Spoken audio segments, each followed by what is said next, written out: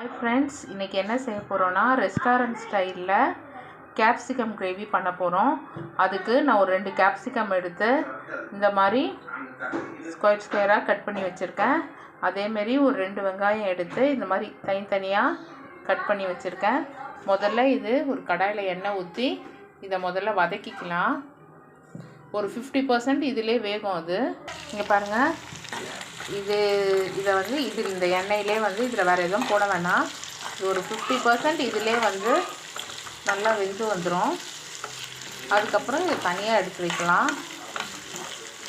ஒரு நிமிஷம் இதை வதக்கிக்கலாம்.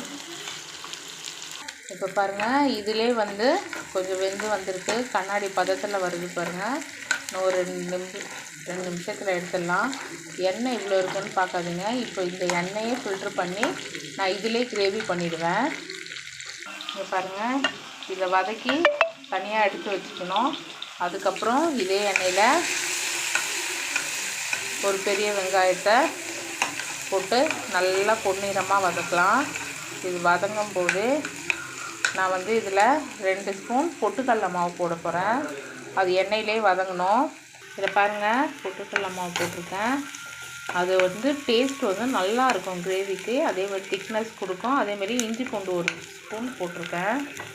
ஸ்பூன் நல்லா வதக்கிடணும். அந்த பச்சை வாசனை இந்த இதிலே போயிடணும்.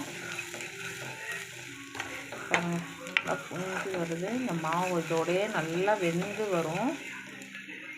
அதுக்கப்புறம் ஒரு 3 தக்காளி வச்சுருக்கேன், பொடியாக நறுக்கி. அதையும் போட்டு நல்லா வதக்கிக்கலாம். இதுக்கு கொஞ்சம் உப்பு போட்டுக்கலாம். தக்காளி நல்லா குழஞ்ச பிறகு இதில் புளிக்காத கொஞ்சம் தயிர் போட்டுக்கலாம். நல்லா இதுவும் இந்த இதிலே பரட்டிடணும். இப்போது இதில் என்னென்ன மசாலா போடலான்னு பார்த்துக்கலாம். இப்போது இதில் குழம்பு மிளகாத்தூள், மஞ்சள்தூள், கொஞ்சம் காஷ்மீர் மிளகாத்தூள் தான் போட்டிருக்கேன். இதை நல்லா வதக்கிக்கலாம். இதோட பச்சை வாசனை நல்லா போகட்டும். நம்ம ஊற்றின எண்ணெய் கொஞ்சம் பிரிஞ்சு வரணும்.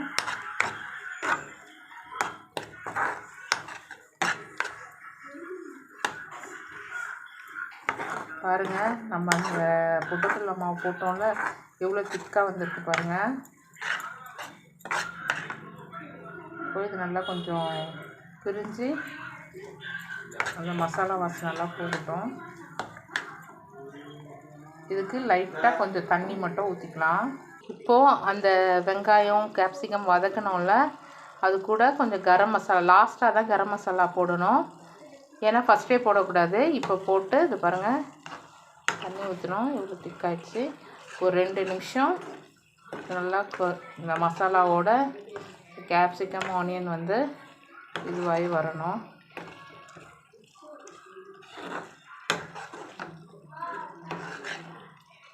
ஒரு 2 நிமிஷம் கழித்து இதை ஆஃப் பண்ணிட்டா கேப்சிகம் கிரேவி ரெடி ஆகிடும். இந்த பாருங்கள், ஃபைனலாக நம்ம கிரேவி ரெடி ஆகிடுச்சு. நீங்களும் உங்கள் வீட்டில் ட்ரை பண்ணி பாருங்கள். நான் சப்பாத்திக்கு பண்ணுறேன். இது பூரி, தோசை, இட்லி, ரைஸு எல்லாத்துக்கூடமே நல்லாயிருக்கும் இந்த சைட் டிஷ்ஷு. நீங்கள் மறக்காமல் உங்கள் வீட்டில் ட்ரை பண்ணுங்கள். அதே மாதிரி நம்ம சேனலையும் கொஞ்சம் சப்ஸ்கிரைப் பண்ணுங்கள். ஓகே ஃப்ரெண்ட்ஸ், நம்ம நெக்ஸ்ட் வீடியோவில் பார்ப்போம். பாய்.